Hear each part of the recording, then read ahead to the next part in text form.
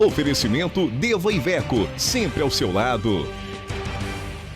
Olha, muitas categorias estão em greve. Servidores públicos, os garis, que voltaram a protestar hoje também, e os professores. Nós já falamos aqui na troca de microfone e de estúdios com a Angélica Rod a respeito da situação dos professores, tanto em Belo Horizonte, como Minas Gerais, como no Brasil. Vamos entender um pouquinho mais qual é a situação da greve aqui na nossa cidade. A manhã desta segunda-feira foi marcada por manifestações. Cerca de 100 profissionais da saúde estiveram reunidos na porta do Hospital Municipal Odilon Berens, no bairro São Cristóvão, em um ato para cobrar da Prefeitura de Belo Horizonte um reajuste salarial de 15% e um aumento do vale-refeição para R$ 28. Também nesta segunda-feira, os servidores estaduais da saúde iniciaram uma paralisação de 3 dias.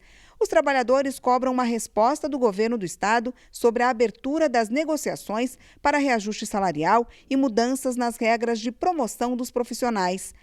Já os servidores efetivos da Superintendência de Limpeza Urbana fecharam a BR-040 no sentido Sete Lagoas, em Passeata, em direção ao aterro sanitário da Prefeitura. O grupo usou faixas para pedir por melhores condições de trabalho. As greves acontecem quando trabalhadores não têm suas reivindicações atendidas, e é sempre bom que a gente entenda, muito embora também a gente tem que perceber que serviços essenciais devem ser discutidos de outra forma, de outra maneira. A gente sempre fala isso aqui quando fala em greve, mas a greve é um direito do trabalhador previsto em lei. Ele tem todo o direito de fazer greve quando não tem os seus direitos atendidos. Nós vamos conversar agora com Gilson Reis, que é presidente do Sindicato dos Professores de Minas Gerais, o Simpor-MG. Gilson, boa noite. Prazer recebê-lo aqui. Obrigado. Eu, no começo da fala ali com a Angélica, teci a consideração a respeito dos professores e não faço, sob o ponto de vista da demagogia, não faço sob crença mesmo, porque acho que essa situação que os professores vivem em Minas, no país, é cada vez mais delicada, né? A pouca expressão que se dá aos professores. Então, eu já começo te perguntando qual que é a situação média de remuneração dos professores da rede particular em Minas Gerais. Se me permite, antes de falar sobre a nossa categoria, dados assim, rapidamente, por exemplo, o ano passado apenas 3% dos alunos que foram buscar um curso superior para a sua formação profissional buscaram a área da formação de professores. Nós teremos, num período muito curto, falta de professores para poder lidar com a educação. O Sindicato dos Professores, no ano de 2013, teve 30% dos professores demitidos por iniciativa própria do professor. Ou seja, chegando no limite da sua condição de trabalho e tomando a decisão de largar a profissão em função das condições de trabalho e da situação que vive. Então, essa é uma realidade muito cruel e muito triste que nós estamos vivendo no nosso país. Permita-me só uma parte nessa sua fala para entender um pouco melhor. Quando você fala que uma boa para 30% dos professores 30%. Deixaram de exercer a profissão que escolheram, que é quase uma profissão de fé. Deixaram de escolher em todos os segmentos, na escola fundamental, em todos os níveis do ensino? Em todos os níveis de educação. O ano passado, 30% das demissões que o sindicato homologou foram de iniciativas do próprio professor. Isso demonstra uma situação seguinte da situação de limite em que vive a nossa profissão.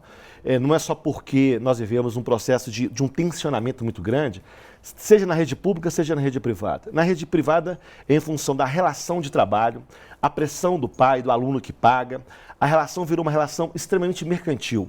O aluno não é mais aluno. Você falava da sua cidade, lá do seu tempo de criança, com seu pai e sua mãe. Ali era o professor respeitado, a família respeitava, a sociedade respeitava. Hoje a relação é mercantil. Eu pago, eu exijo, eu quero que seja aprovado. O professor foi submetido a uma condição de trabalho totalmente extenuante, ou seja, uma relação de pressão da sociedade, pressão do aluno, pressão do cliente, pressão da escola. E nós temos isso, uma situação de muito abandono, adoecimento. Nós temos uma pesquisa realizada em 2012, onde apontou que 72% da nossa categoria tem algum tipo de problema de saúde. Seja problema de estresse, seja problema de cordas vocais, dos membros inferiores, dos membros superiores. Ou seja, porque quanto mais você trabalha num clima e num clima de hostilidade, um clima de pressão, maior é a possibilidade de você adoecer. Então nós vivemos uma situação muito difícil. E é lógico, que a pergunta é sua, que isso tem também a desrespeito da questão da nossa condição de salário.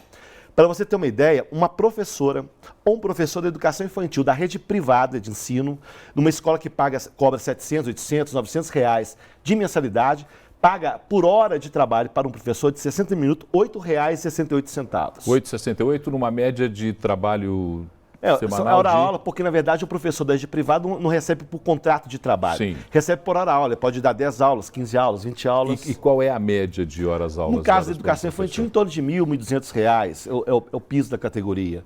É lógico que você tem a educação infantil, você tem o ensino básico, que é da educação fundamental ao ensino médio, aí já é um salário um pouco maior, R$ 1.500, R$ 1.800, e ensino superior, que é um salário um pouco maior, para 20 horas, em torno de R$ 3.000, R$ 4.000. Então, você pega o conjunto dos professores, há toda uma situação de muita dificuldade em função do processo salarial. Além dessas dificuldades do salário que você já exemplificou aqui, e você de casa pode fazer uma conta, se um professor da rede privada de ensino na educação infantil recebe por volta de R$ 1.200, faça o comparativo com outras profissões e veja que realmente é muito pouco pagar R$ 1.200 para um professor. Não estou aqui fazendo defesa da classe dos professores, mas só provocando a discussão sob o ponto de vista da remuneração mesmo.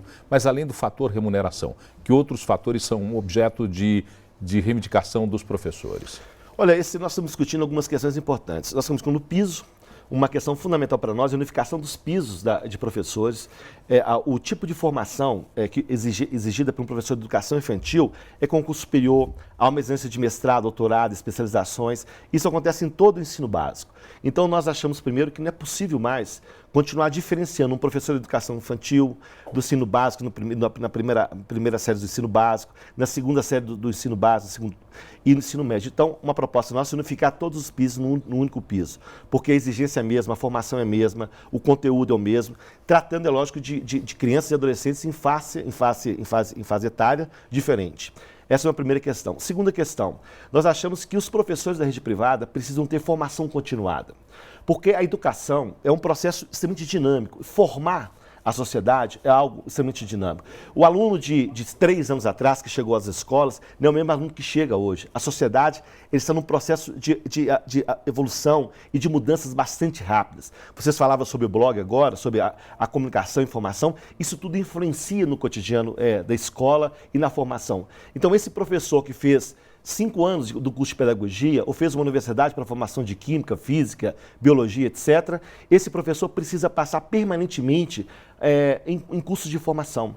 O que nós vemos que não há nenhuma ou muito pouca a formação por parte das escolas privadas e da escola pública. Ou seja, o professor chega hoje e fica 20, 30 anos na instituição sem poder fazer o seu curso de formação continuada, a não ser por iniciativa própria. Então, nós discutimos a questão da formação continuada. Nós estamos discutindo a questão do tempo do trabalho. Por exemplo, um professor hoje, ele precisa de tempo para preparar a aula, organizar as suas atividades, estudar, ler, ou enfim, dar as condições para ele fazer. E hoje que nós temos um professor da rede privada, com o advento da internet, uma parte do tempo dele é destinada a responder aluno, responder escola, responder o pai, porque há toda uma situação hoje articulada, o professor diria que é um professor full-time. Professor que trabalha na escola, mas ele tem que trabalhar à tarde na sua casa, à noite, no final de semana. Então, nós estamos propondo que seja pago, conforme o piso nacional dos professores, estabelecido em lei, que 1/3 das suas aulas seja destinada ao trabalho desta classe.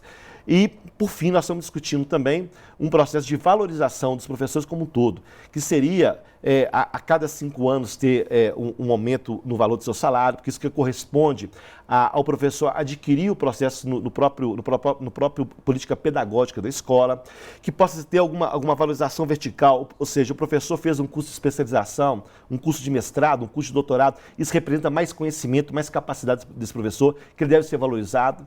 E o que nós estamos vendo é o contrário. Se o professor tem mestrado, doutorado, a escola está demitindo. Então, nós vivemos uma situação muito difícil na rede privada de ensino, sem falar no problema da violência, que é um problema que também nós tivemos dados sobre isso, pesquisa, inclusive campanha contra a violência contra os professores nas escolas, né? O problema da situação que vive na relação com os alunos, que também é um problema de muita crise permanente, porque o professor, ele vive ali com 30, 40 alunos e a relação é direta. A escola não tem um psicólogo, não tem um pedagogo, não tem uma pessoa, um assistente social para lidar com as outras questões que envolvem o cotidiano da escola e da relação na sala de aula. Eu estou aqui com o tempo esgotado da entrevista, mas eu tenho que fazer uma questão final. Os próximos passos da greve. Olha, nós temos uma paralisação amanhã, uma paralisação da categoria.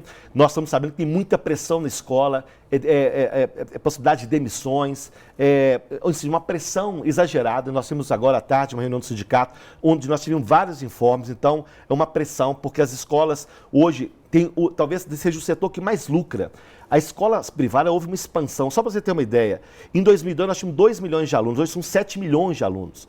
As escolas do ensino básico, que até pouco tempo não tinha uma estabilidade, com a crise no ensino público, houve uma migração muito grande para o setor básico também. Ou seja, nunca se viu tanto lucro na escola e os patrões e os donos de escola não querendo dividir uma parte disso com os professores para, no mínimo, permitir que eles continuem dando suas aulas com qualidade. Perfeito. Agradecer Gilson Reis, presidente do Sindicato dos Professores de Minas Gerais, o Simpro-MG, por ter dedicado um pouco do seu tempo para vir conversar conosco aqui no Redação BH News. O Redação BH News está sempre de portas abertas para essas conversas francas e diretas. Muito obrigado. Nós que agradecemos o espaço e contamos também com todos na Assembleia às 9 horas da manhã. Ok, um grande abraço, uma boa noite. Deixei para a redação, da Redação BH News do estúdio para a redação da BH News para falar com a minha amiga Patrícia Contaldi. Patrícia, outro dia eu estava na rua no sábado agora e me disseram que a nossa relação aqui está parecendo o Silvio Santos com a filha dele. Eu chamo a Patrícia e a Patrícia responde.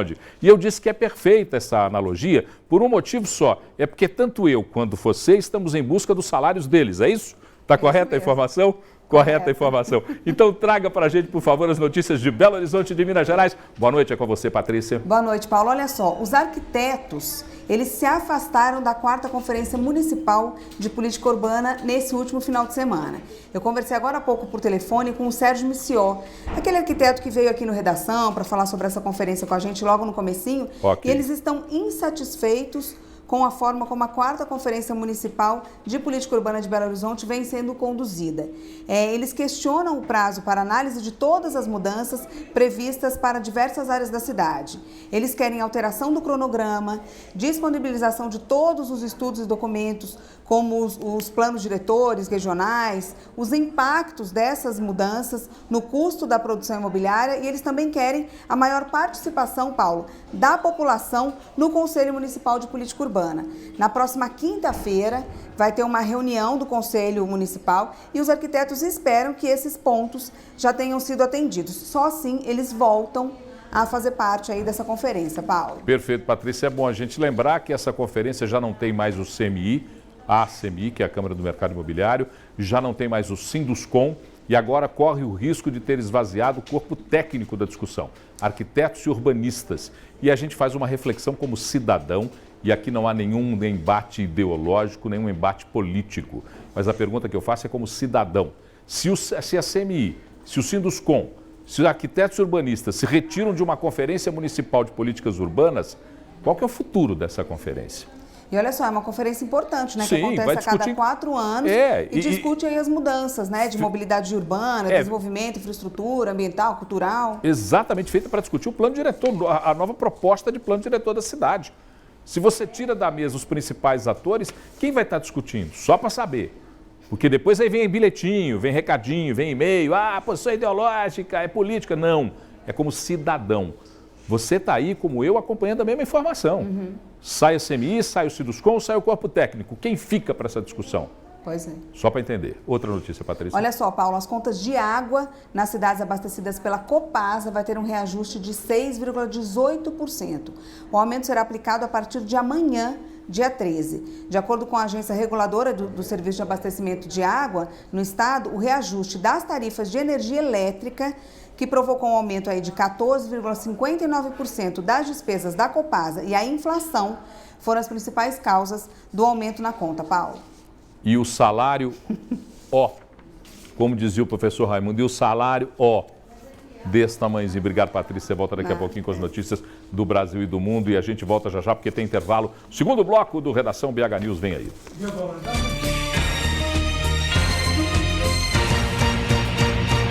Oferecimento Deva Iveco, sempre ao seu lado.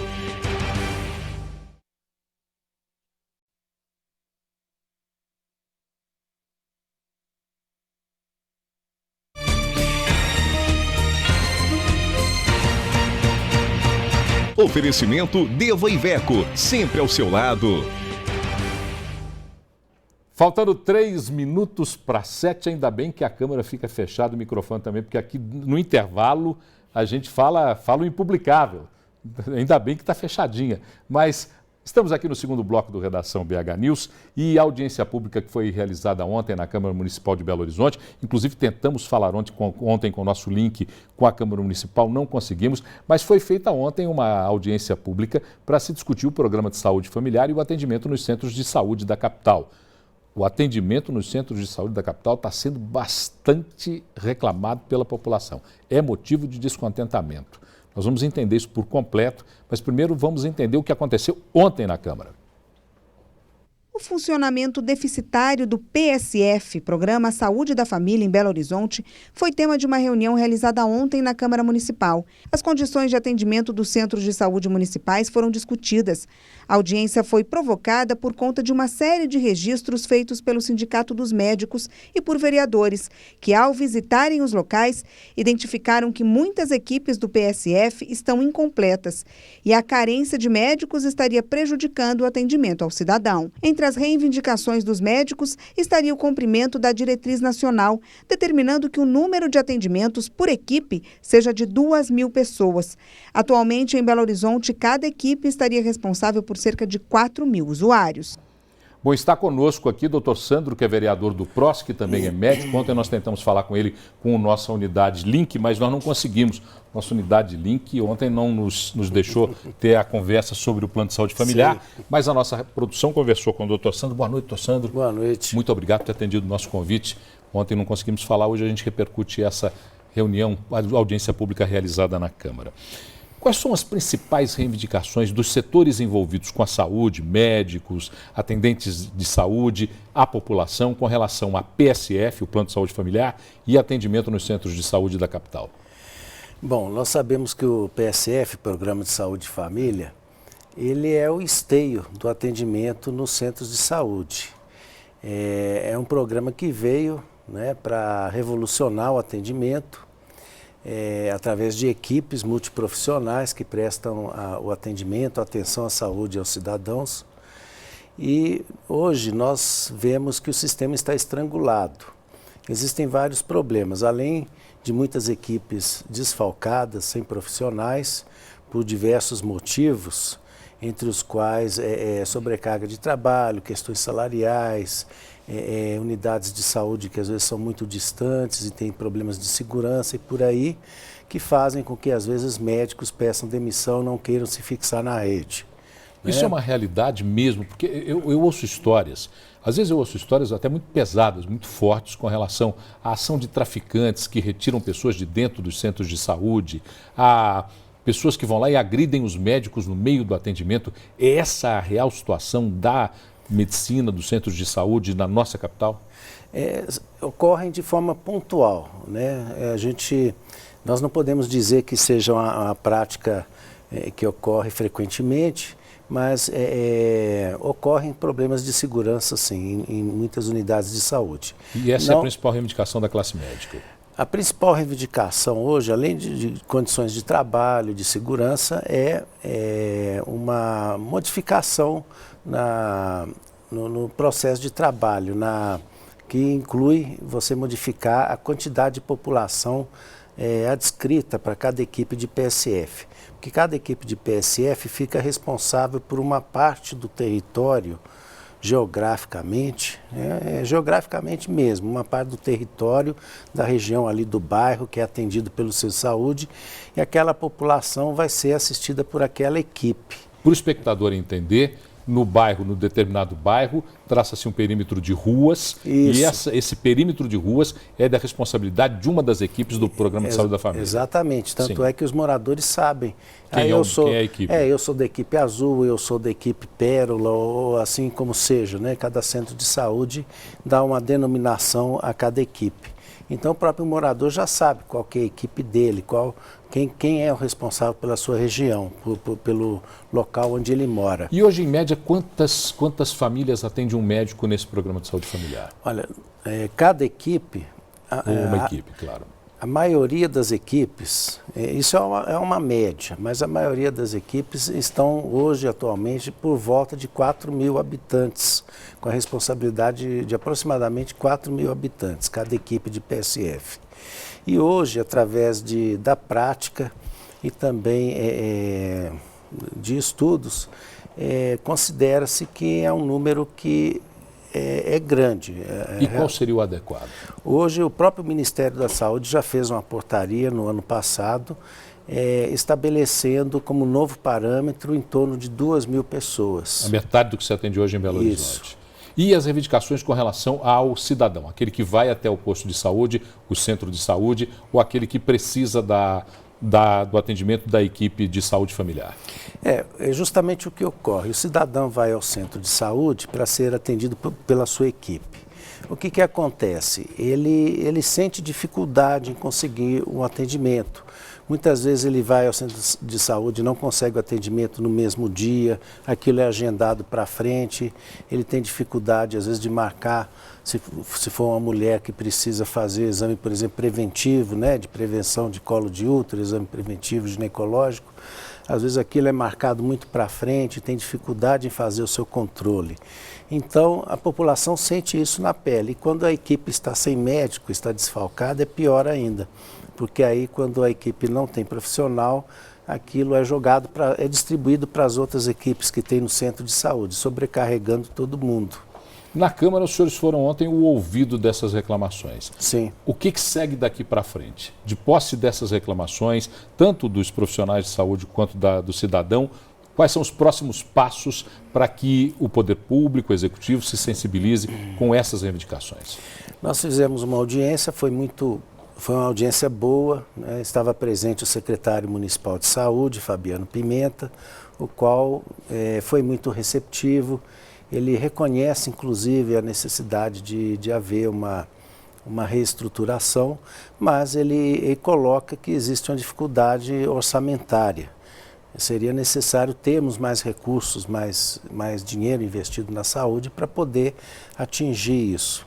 E esse dinheiro, ele é uma determinação orçamentária que vem de uma lei de distribuição do próprio orçamento da Prefeitura. Da Prefeitura, do Estado e também da União. Da União, da Federação. Isso está sendo cumprido? Olha, a Prefeitura de Belo Horizonte tem investido em torno de 16%, 17%, quase 20% do seu orçamento na saúde. E o maior financiador da saúde pública no Brasil é o governo federal, através do Ministério da Saúde, que faz os repasses aos municípios, né? É o Sistema SUS, Sistema Único de Saúde. Para finalizar, e isso é uma indagação que sempre me vem à cabeça, não parece estranho que alguém de Brasília determine o quanto eu devo gastar aqui em Belo Horizonte?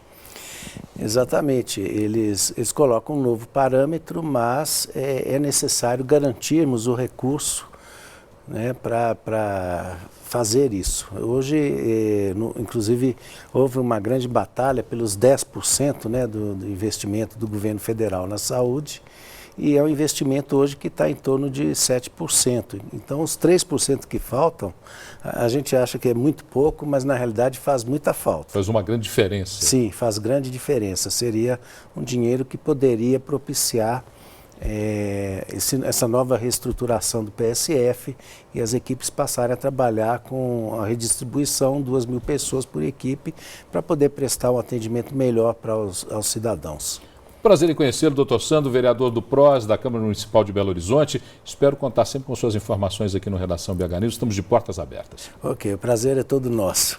Você já ouviu falar do Piscinão do Calafate?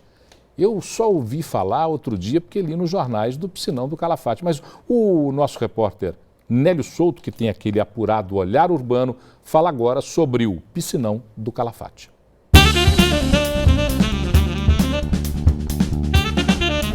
Olá, Paulo. Olá, pessoal. Tudo bem?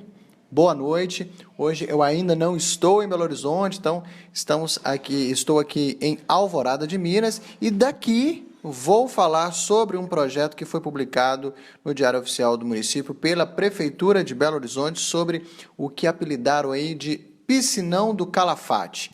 Então foram autorizadas as desapropriações dos imóveis da Vila Calafate, na região oeste de Belo Horizonte, para a construção do que chamam de uma bacia de detenção de cheias no Ribeirão Arrudas, o popularmente conhecido como, apelidado aí como piscinão do Calafate. Esse piscinão resolveria o problema das enchentes que a gente já conhece, castigam aí a região da Avenida Tereza Cristina. As famílias, segundo uma entrevista que o prefeito concedeu para o jornal Hoje em Dia, que serão desapropriadas e serão, então, removidas, seja mediante acordo ou judicialmente.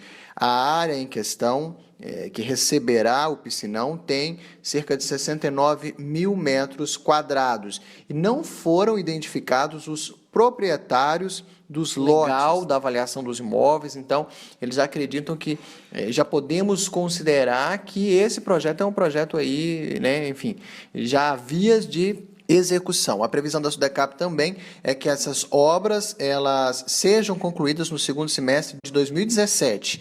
Inicialmente, o empreendimento foi orçado em 317 milhões. Tem também um projeto de um reservatório no bairro das Indústrias. Esse já seria para resolver algumas questões do Ribeirão Arrudas.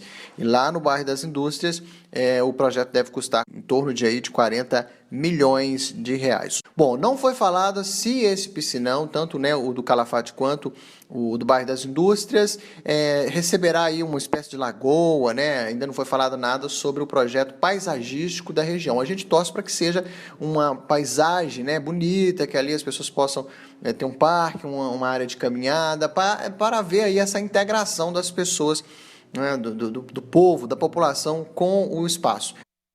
Agora estou te ouvindo. Bom, eu estava falando que eu estava ouvindo o João aqui, porque desde o começo do programa eu estava sem o meu consultor para assuntos aleatórios, que é o nosso amigo João, que fica lá no ponto conversando comigo. O João Paulo Costa é um jornalista do Cerro, de Conceição do Mato Dentro.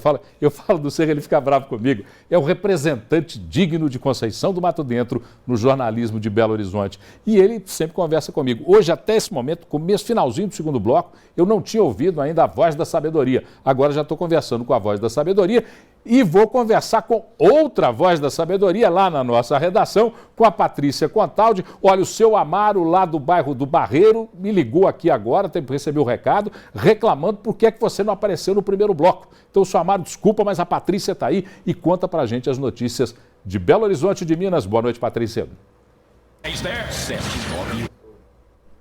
Não deixou, não é? Olha só, Paulo, funcionários da PH Service, empresa terceirizada que prestam serviços à CBTU, eles deixaram hoje, durante uma parte do dia aí, os passageiros usarem o metrô gratuitamente na estação São Gabriel, na região nordeste de Belo Horizonte. Paulo, o protesto, segundo eles, é por causa do atraso no pagamento. Há pelo menos 3 meses, eles têm recebido salário e vale-transporte com atraso de até 15 dias. Olha, eu acho interessante o seguinte, esse tipo de greve eu acho que funciona, porque é a greve que dói no bolso do patrão. Fala, ó, o negócio é o seguinte, vamos entrar de greve? Vamos, libera a catraca. Pronto, libera a roleta do metrô. Liberaram a roleta do metrô porque estão sem receber. Então libera a catraca lá, o patrão vai sentir no bolso a falta do dinheiro, pronto, aí põe a mão para o alto e fala, vão resolver o problema, vão resolver a questão e a população não fica prejudicada. Exatamente. Essa é uma greve que eu acho que funciona, sensibiliza. Eu me lembro de uma viagem que fiz para o aeroporto internacional, cheguei no país, cheguei lá, os aeroportuários estavam de greve. Então os aeroportos não estavam operando. E de repente eu cheguei lá, não estavam operando assim, estava tudo livre, dane-se. Entra para onde você quer, faz o que você quer, e aí toca o horror naqueles que administram o aeroporto em questão. É assim que tem que se fazer. Mais notícia aí, Patrícia? Tem sim, Paulo. Olha só, 2 filhotes de jacaré foram vistos hoje na Lagoa da Pampulha. Os 2 animaizinhos, eles estavam tomando sol ali próximo à orla. Agora, de acordo com os frequentadores do local, eles têm sido vistos com frequência, viu? A Fundação Zoobotânica informou que nunca houve registro de ataque dos animais e que não há um levantamento ainda de quantos jacarés habitam ali a Lagoa da Pampulha e nem sobre a espécie deles, Paulo. Já há muito tempo se vê jacaré na Lagoa da Pampulha, mas não divulgue muito essa informação não, Patrícia, porque o João gosta de carne de jacaré, é capaz dele sair daqui lá para Pampulha para pegar o jacaré, para se alimentar com o jacaré no final de semana. Então não fica divulgando essas informações não. Patrícia Contaldi, muito obrigado pela sua participação. Daqui a pouquinho você volta com Brasil e Mundo e a gente vai para o intervalo e volta já com mais Redação BH News.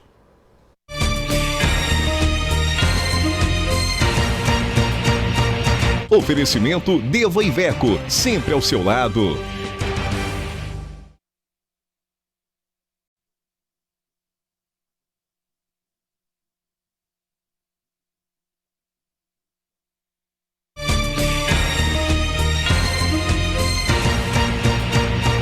Oferecimento Deva Iveco, sempre ao seu lado. Agora são 7h15 pelo canal 9 da NET, 29 do HF e também pela internet no bhnews.tv.br. Você assiste ao Redação BH News, que vai em reprise por volta de 1h30 da manhã para você também acompanhar o trabalho que a gente faz aqui nessa 1 hora de jornalismo pela BH News. Segunda-feira, inscrições abertas para o Enem. Atenção, você que está aí pronto para prestar o exame do Enem, preste atenção na data das inscrições. Serão abertas na próxima segunda-feira as inscrições para o Enem 2014. Entre as novidades anunciadas ontem pelo Ministério da Educação estão o edital em versão em braille e áudio, para aumentar a acessibilidade de surdos e cegos para as provas, e também o uso de detectores de metal nas salas de aplicação das provas, para coibir tentativas de fraude. As provas serão realizadas no dia 8 e 9 de novembro. As inscrições vão até o dia 23 de maio e a taxa é de R$ 35. Tá aí a informação para você que vai prestar exame no Enem, segunda-feira, abertas as inscrições, boa sorte. Vai em frente, porque o Enem hoje é realmente uma realidade, não dá para voltar atrás, e uma boa realidade, porque acabou um pouco com aquela crueldade que era o vestibular, aquela coisa cruel, desesperadora, parece que está mudando um pouco de cara com a realização do Enem. E aí estudar, meu amigo, para você ir para frente, conhecimento é sempre necessário, e lembre-se que conhecimento é o único bem que ninguém te assalta, ninguém te toma, ninguém te leva. Carlos Barroso, boa noite. Boa noite, tudo bem? Tudo bem, tranquilo? Tranquilo. Pesquisa Datafolha no ar. Pesquisa Datafolha, e uma pesquisa que é do jornal, ela costuma ter até mais credibilidade que outras contratadas por empresas. Então põe aí a lâmina, a primeira lâmina da pesquisa Datafolha. Olha, é um campo de 2.844 pessoas em 174 municípios, pesquisadas ontem e anteontem. A quem acredita que isso representa o conjunto do eleitorado. Dilma cai 38% para 37%, Aécio sobe 4 pontos, 16 para 20%, e Eduardo Campos de 10 para 11%. Nesse cenário com os partidos pequenos também envolvidos. Nanicos. O que interessa aí é que é uma sinalização completa de segundo turno, porque o conjunto dos candidatos, esses três, os dois da oposição e os nanicos, o conjunto dá 38 pontos, então, a mais do que a Dilma, 37, né? Mostra a próxima lâmina aí, que tem o cenário B, C e D. Agora, Dilma, no segundo turno, ela ganha 47 contra 36 de Aécio. Isso não sei se está aí nessa lâmina. Não, no cenário B. O cenário B é só com o candidato Aécio Neves e Eduardo Campos, pelo que entendi. E aí com Dilma Rousseff no cenário B. Dilma Rousseff com 41, isso quando você tira os nanicos fora. Dilma Rousseff com 41, Aécio Neves 22, PSDB com 22, Eduardo Campos do PSB 14. Com 14. Mas naturalmente é o conjunto que importa, né? Na próxima lâmina com Lula na disputa. Lula ganha de balaiada. E aí Lula vai a 52 pontos, de acordo com a pesquisa do Datafolha, 19 para Aécio Neves, que perde 3 pontos, e Eduardo Campos, que também cai 3 pontos e vai para 11. E entre os pesquisados, pesquisaram os petistas, desses pesquisados, eles disseram que 75% quer que o Lula substitua a Dilma, e 58% do conjunto quer que Lula os substitua a presidente. E no cenário D você vê aí Lula, Aécio, Campos, o pastor Everaldo, Denise Abreu, isso é o Lula contra todos, né? O Lula contra todos, e o Lula incluindo o cenário nanico, em que a Dilma tinha 37 pontos quando incluiu nos nanicos, o Lula vai a 49 pontos quando se inclui em todos os candidatos.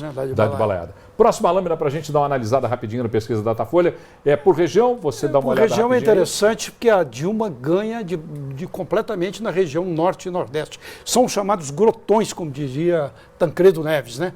Olha a diferença, ela tem no norte 53, a Aécio tem 13, e Eduardo Campos tem 11. No Nordeste, ela ganha de balaiada também, até do próprio Eduardo Campos, que é da região. Portanto, é isso, né? Eles têm de trabalhar essas regiões dos grotões, né? Norte e Nordeste. Esse é o cenário agora em que nenhum dos candidatos é candidato, são todos pré-candidatos. A campanha está aquecendo. E aí, rejeição, você dá uma olhada aí na sua casa para você entender qual é o panorama. Empatado, todo mundo com um alto grau de Agora, rejeição. o Aécio Neves hoje bateu Lula. pesado, viu? Ele disse que esses números estão mudando por causa de corrupção na Petrobras. Ele disse que uma quadrilha está levando a Petrobras à insolvência. E a gente pode cantar como o Silvio Santos, dizendo Dilma vem aí, lá. Pode? Pode. Então, Segunda-feira, a presidente estará em Ipatinga. 6ª visita em 5 meses, mais de uma por mês. Ela vai assinar lá a ordem da duplicação da BR, da 381, né? Essa famosa 381. Chega a véspera de eleição, todo mundo assina a ordem de serviço. Agora, a duplicação mesmo, que eu saiba, não sai. Não, assina a ordem e deixa para lá. Depois, se vai duplicar ou não... de véspera de eleição, né? Se vai duplicar ou não, é problema meu e seu e do cidadão. Carlos Barroso, bom final de semana. Obrigado, Patrícia Contal estava prestando atenção aí, né, Patrícia? Eu acho que você fez a conta. Você reparou que a presidente Dilma, nos primeiros meses do ano, veio mais vezes a Belo Horizonte do que nos seus 2 anos de mandato. Só para você fazer a conta. Só para você fazer a conta. Eu não estou aqui fazendo, né? Só para a gente entender como é que é a história, né? Mas... diga lá, que novidades nós temos do Brasil e do mundo? Olha só, Paulo, o João falou aqui no meu ponto que eu posso dar só uma notícia, hein? Então vamos embora, uma notícia. Vamos lá, a Receita Federal alerta os contribuintes para um novo golpe enviado por e-mail, com logotipo e nome do órgão, que pede a atualização do programa do imposto de renda por meio de um link. O contribuinte deve ignorar essa mensagem eletrônica e não deve acessar o endereço indicado. Esses e-mails são falsos e não são enviados pela Receita Federal, informou o órgão por meio de nota. Agora, quem precisar fazer alterações, regularizações ou alguma consulta cadastral, deve utilizar o site da Receita Federal, que é receita.fazenda.gov.br. Agora, se por algum motivo não conseguir acessar, né, tiver alguma complicação, vá então a uma unidade da Receita Federal pessoalmente, Paulo. Olha, interessante esse seu alerta, porque se a pessoa entra desavisada nessa história e passa a informação, o cara que está dando golpe, o golpista, é detentor de todas as suas informações cadastrais, informações sigilosas que você imagina estar prestando para a Receita, mas não é não. É golpe, então não responda esses e-mails. Patrícia, daqui a pouquinho você volta a contar na mídia. Você, como eu, somos escravos da ação determinante de João, que diz assim, vai para o intervalo. Então, vamos para o intervalo, a gente volta já.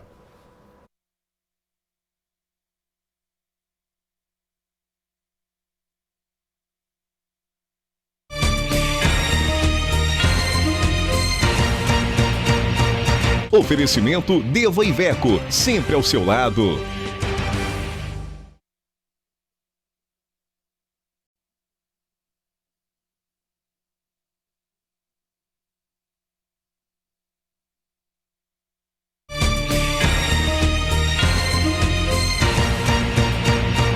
Oferecimento Deva Iveco, sempre ao seu lado.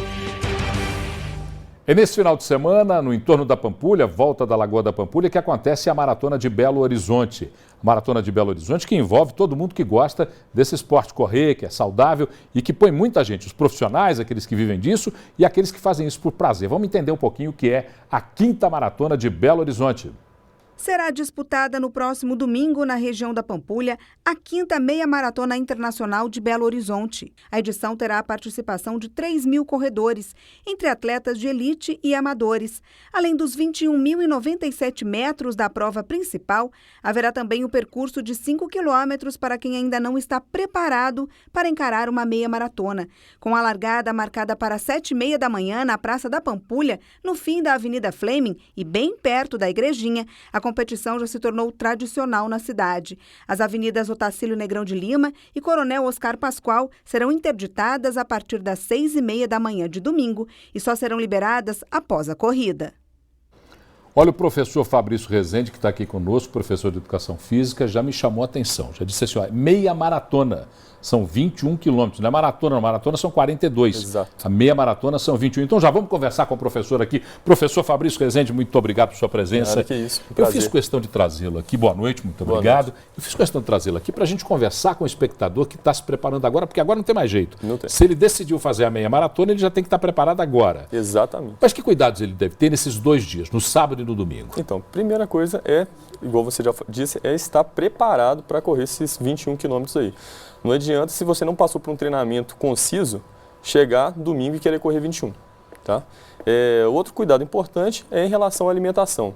Tem que estar bem alimentado antes da prova, para suprir mesmo as necessidades que a prova vai exigir desse atleta.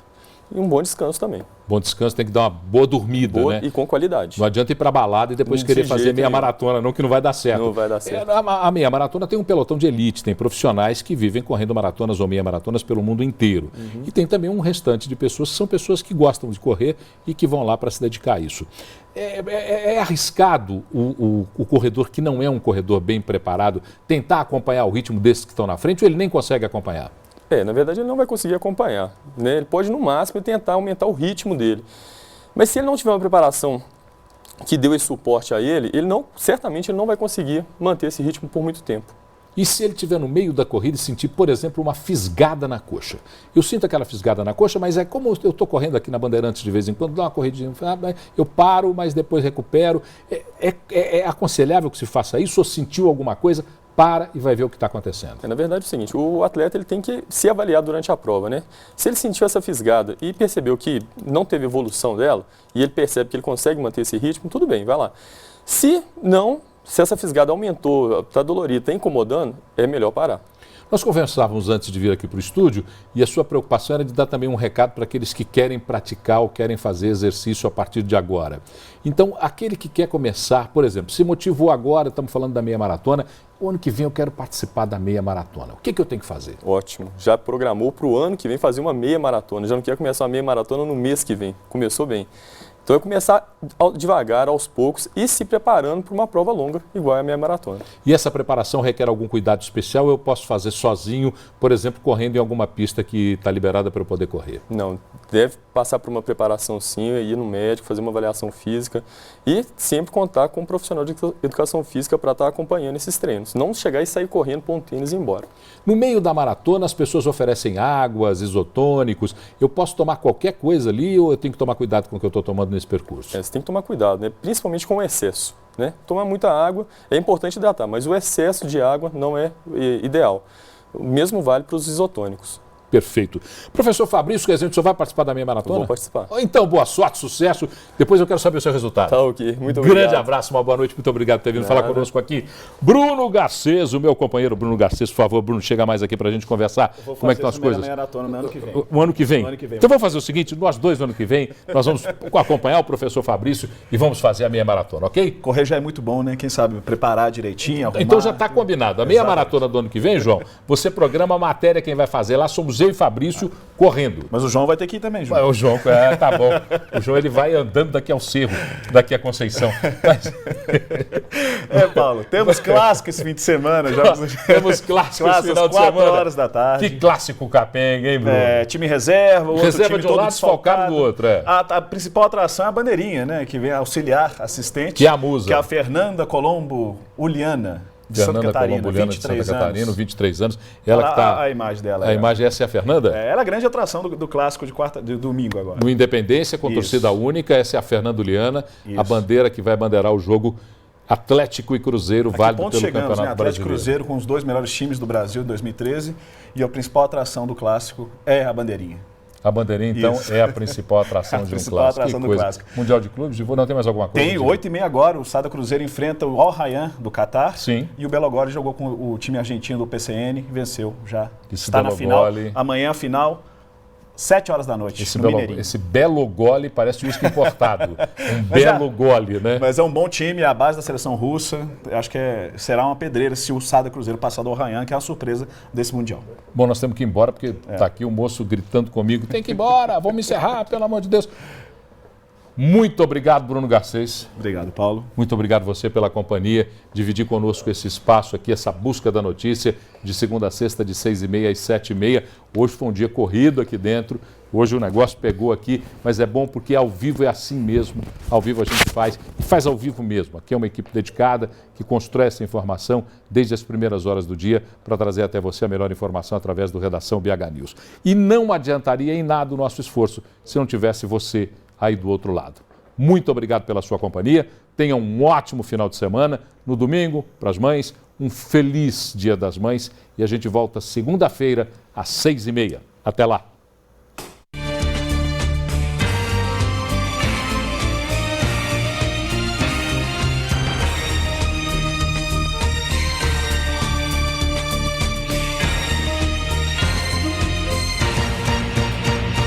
Oferecimento Deva Iveco, sempre ao seu lado.